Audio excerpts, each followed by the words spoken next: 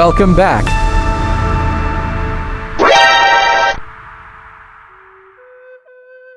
The Tale of the Two Foolish Princes. Once upon a time, a wise and powerful king lived in a lush and prosperous kingdom nestled between the golden savanna and the whispering forests.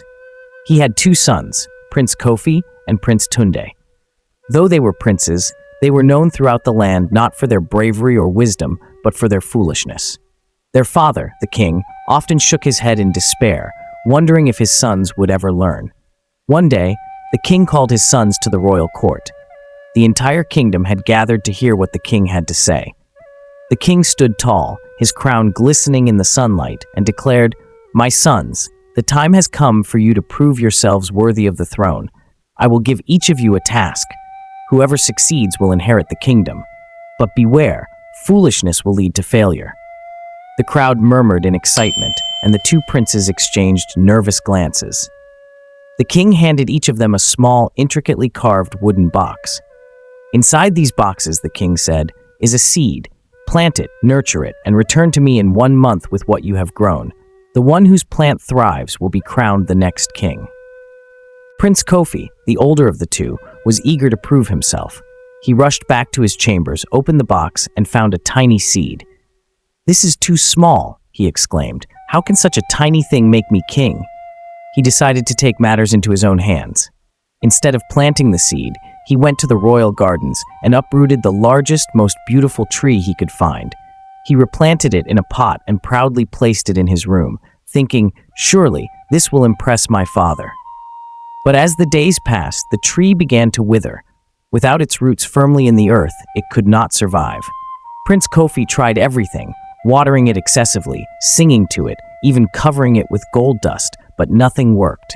By the end of the month, the tree was dead, and Prince Kofi was left with nothing but a pot of dry soil. Prince Tunde, the younger prince, was no less foolish. When he opened his box and saw the seed, he laughed. "A seed? This is too simple. I'll show everyone how clever I am." Instead of planting the seed, he decided to outsmart the task. He went to the marketplace and bought the most exotic plant he could find, a rare flower from a distant land. He placed it in a golden pot and proudly displayed it in his chambers, thinking, "This will surely make me king." But the exotic flower required special care, and Prince Tunde knew nothing about it. He watered it with wine, thinking it would make the flower grow faster, and placed it in the darkest corner of his room, believing it needed shade. Within days, the flower wilted and died. By the end of the month, Prince Tunde was left with nothing but a wilted stem and a guilty conscience. When the month ended, the two princes returned to the royal court.